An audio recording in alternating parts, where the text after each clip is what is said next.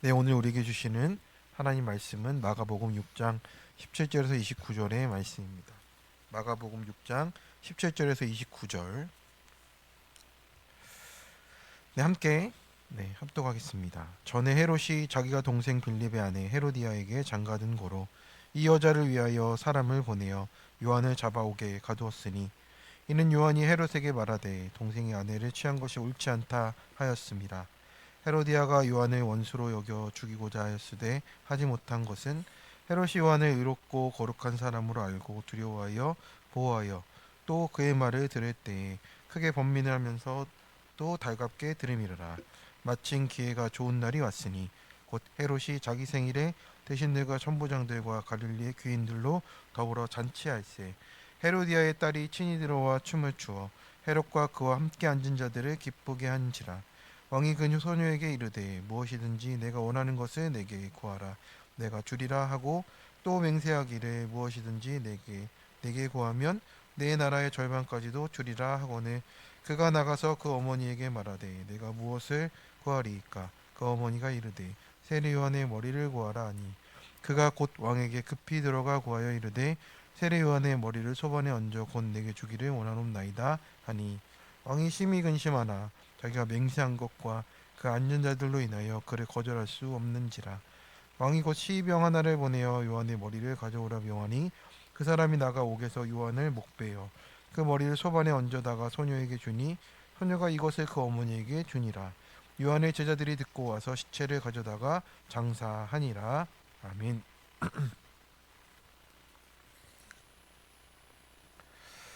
네, 살다 보면 우리가 이런 순간이 있습니다.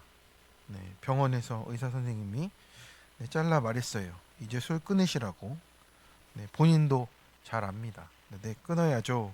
하지만 집에 돌아오면 또 냉장고 문을 열고 또 저녁에 밤에 한 캔을 또 꺼내요. 그러면서 마음은 복잡합니다. 오늘까지만 일하고 또 내일부터 또 이러면서 스트레스가 너무 심하니까 이렇게 해서 그렇습니다. 그때 마음은 참 번민하죠. 네. 자기 스스로도 대견해 합니다. 내 양심이 살아있구나. 그래 내가 고민을 하는구나. 그런데 근데 이상한 게도 이 범민들은요 결단을 만들 수가 없습니다. 사람이 말씀을 듣기만 오래 들으면요 어떤 일이 생깁니까? 마음이 더 착해지는지 아니면 신앙이 더 깊어지는지. 그런데 오히려 죄를 붙들고 이렇게 말씀만 오래 들으니 오히려 범민이 더 깊어지는 겁니다. 맞는 말인 줄 알겠는데 지금 끊을 수는 없고 사람들이 뭐라 할까? 이것이 오늘 본문의 헤롯이 겪는 상태라고 하는 겁니다. 세례 요한의 말이 들리긴 했는데 범민만 하고 있었던 거예요. 저도 이제 신대원을 준비하기 전에 하나님께 하나님의 음성을 구했습니다. 나를 부르신 게 맞는지 부르심이 있으면 알려달라. 그래서 저에게도 하나님이 예배 중에 또 말씀을 주셔서 또 이렇게 가라고 하셨는데 제가 그때부터 번민이 되는 거예요. 이거를 정말 가야 되는 건가? 내가 들은 게 정말 맞나? 막 혹시 잘못 들은 건 아니야? 막 이런 번민을 계속하면서 그 순종의 한 걸음을 못 가는 저의 모습을 봤던 기억이 납니다. 그래서 결국엔 나는 순종하고자 구했던 게 아니구나. 그냥 알고 싶어서 구했던 거구나. 그런데 그 마음이 들기까지 하나님이 또 기다려 주시고 또 결국에는 신대원을 준비하는 이렇게 공부하는 스터디가 있는데 그 전날 결단을 하게 하시더라고요.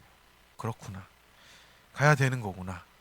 네, 그렇게 순종하기까지 그 번민이 길었던 때가 기억이 났습니다.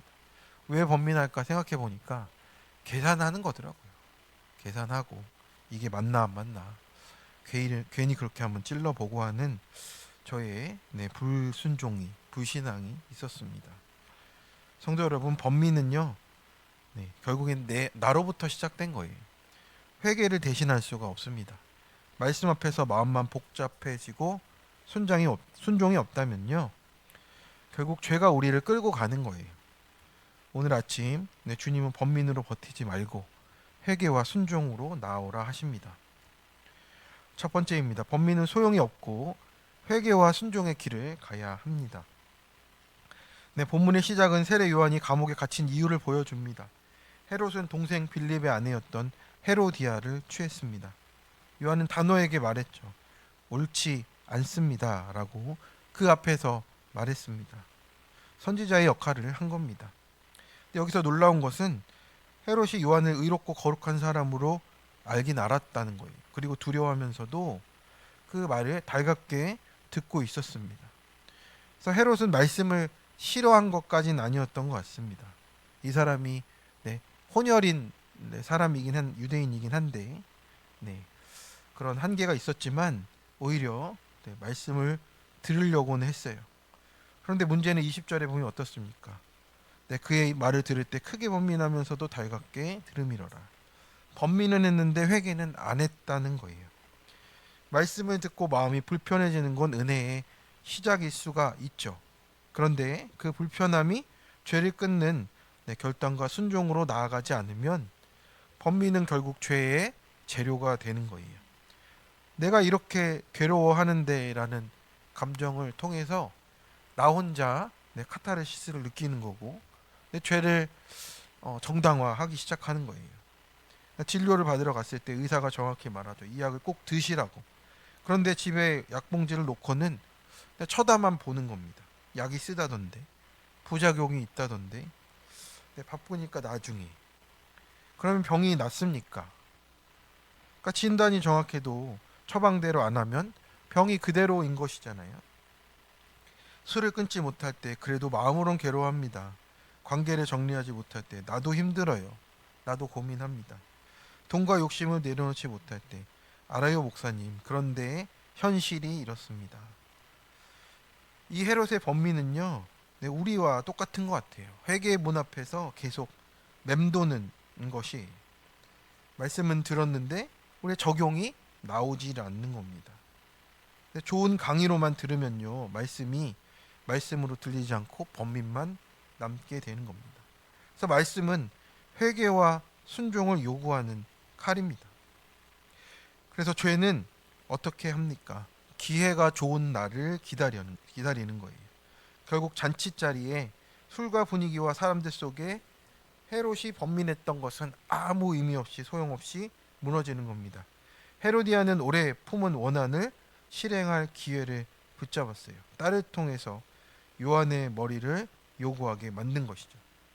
그래서 회개를 계속 미루면요, 더 계산적으로 죄가 더 커집니다. 그리고 우리를 묶어버리는 거예요. 그래서 말씀 듣고 마음만 복잡해진다는 것은 은혜가 아니라 회개를 미루는 증거라는 겁니다. 말씀은요, 복잡하지 않고 단순합니다. 번민으로 죄를 이길 수 없고요, 회개를 대신할 수 없습니다. 회개와 순종만이 죄를 끊는 거예요. 그래서 오늘 주님 옳지 않다라고 찔러주시는 영역이 우리 가운데 있습니다. 그런데 고민 중이라는 말로 우리가 자꾸 덮고 있는 거예요. 우리가 핑계를 줄이고 한 걸음이라도 걸어가는 것, 한 걸음이라도 순종하는 것이 진짜 순종인 겁니다. 저도 그래서 그때 저의 번민이 그치게 된 것이 그 신대원 공부하는 성경책을 사는 거였어요. 딱 3만 원 남았었는데 그 3만 원으로 그 성경책을 사고 나니까 저의 번민이 그쳐졌습니다.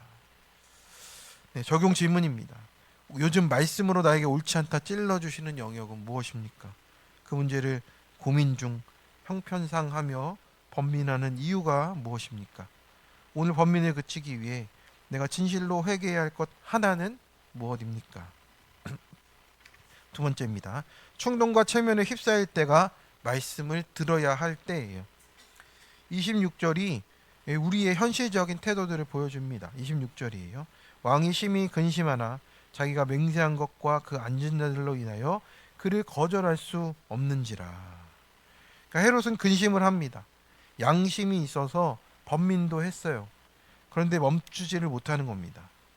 왜 그렇습니까? 내가 입으로 내뱉은 말 때문이래요. 나는 그런 사람이 아니다라는 거죠. 그 앉은 자들 때문에 이제 마음이 이제 돌이킬 수가 없는 거예요. 헤롯은요, 하나님 앞에서가 아니라 사람들 앞에서 내가 왕노릇을 하다가 무너진 것입니다. 내가 여기서 거절하면 체면이 뭐가 되냐. 여기서 우리의 죄의 전형을 보게 되는 겁니다. 죄는 되게 충동으로 시작을 하는데 끝까지 가게 만드는 건 내 체면이라고 하세요. 이런 경험도 하셨을 겁니다. 처음에 작은 거짓말을 했어요. 아, 지금 나는 가는 중이야. 그런데 시간이 지나면 그 거짓말을 덮으려고 다른 거짓말을 또 해야 될 때가 오잖아요. 처음 멈췄으면 끝났을 것인데 내 체면이 발목을 잡는 겁니다. 이제 와서 사실대로 말하면 내가 뭐가 되냐라는 우리의 모습이에요. 그래서 계속 가는 겁니다. 작은 죄가 계속 큰 죄로 번지는 방식으로 우리 가운데 나타나는 거예요. 또는 화가 나서 한마디 했을 때가 있어요. 그래서 내가 틀렸다 인정하기가 싫은 거예요. 그래서 점점 더 크게 내가 맞다라는 목소리를 높이게 되는 겁니다. 잘못된 선택인 줄 알면서도 이미 말해버렸는데 라고 하면서 계속 가는 거예요. 사실은 거기서 멈추면 되는 건데, 아, 내가 사실은 이랬다, 거짓말을 했다, 내가 잘못했다 라고 하면 멈출 수 있는 일들인데 결국 산더미처럼 불어나는 일들을 우리의 삶에서 경험하게 되는 겁니다. 우리의 그때 핑계는 무엇입니까? 사람들이 이상하게 볼까봐 였어요. 그 결과가 어떻습니까? 27절 28절에 보면 요한의 목이 베이고 머리가 쟁반에 담기고 제자들은 시신을 거두어서 장사하게 되는 그런 안타까운 일이 나타난다라는 겁니다. 그래서 회개를 미룬 한 사람의 체면 때문에 한 의인의 목숨이 빼앗기는 자리, 그 정도까지 가는 것이 우리의 체면과 또 충동의 결과로 나타나는 거예요. 죄는 늘 그 정도로 잔인하다는 것을 우리에게 말씀하고 있는 겁니다. 그런데 구속사적으로 더 깊이 보면 어떻습니까? 단지 헤롯이 나빴다로 끝난 것이 아닙니다. 예수님의 길을 예비했던 이 요한은 이제 그 예수님의 예표를 보여주는 거예요. 예수님 역시 억울하게 권력과 군중의 그 계산 속에서 충동과 체면 속에서 침묵 가운데 그 십자가의 죽임을 당하시기까지 하십니다. 그래서 요한의 잘린 머리를 통해서 우리에게 말을 하고 있는 거죠. 내가 왕된 체면과 그 충동은요 결국 사람을 죽이는 데까지 가는 거구나. 그런데 동시에 복음이 우리에게 말을 합니다. 세상은 체면과 계산으로 의인을 죽이지만 예수님께서는 그 죄의 폭력 한가운데로 들어오셔서 나 같은 죄인 하나 살리기 위해서 십자가를 지신 겁니다. 맹세하고 충동적이고 체면에 휩싸여서 살아가는 나 같은 사람 때문에 하나님의 약속을, 하나님의 사랑을 확증하시기 위해서 예수님께서 아버지 뜻에 순종하심으로 구원하셨습니다. 그래서 우리는 어디까지 가야 됩니까? 내 죄가 예수님을 죽였다는 자리까지 가는 겁니다. 오늘 본문에 헤롯만 있는 게 아니었어요. 내 안에 있는 헤롯이 있다는 겁니다. 헤롯이 바로 나임을 고백해야 우리가 살아나기 시작하는 겁니다. 하나님보다 사람을 두려워하는 나가 있고요.